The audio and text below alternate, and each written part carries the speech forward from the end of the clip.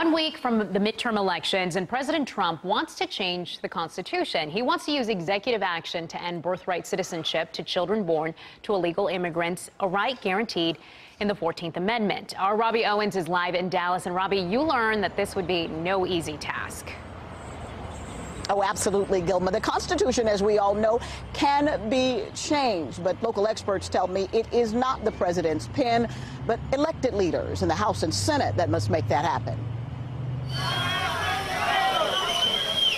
Whether the headline is a caravan of South Americans seeking asylum or families separated at the border, President Trump can be expected to take a hardline approach to immigration, and he's at it again. So we're the only country in the world where a person comes in, has a baby, and the baby is essentially a citizen of the United States for 85 years. Critics are already crying foul. It's another lie. It's like we're going to build a wall and Mexico's going to pay for it. That was a lie then, it's a lie now. Dallas attorney Domingo Garcia is the national president of LULAC.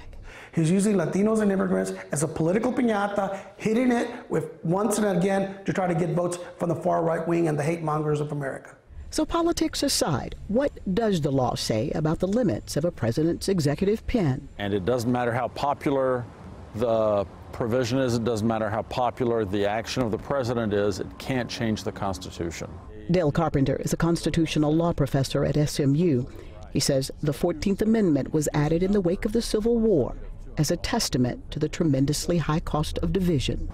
And it would be a really terrible thing for us now to take an action to push people away, to make them outcast again. That would be a betrayal of our values.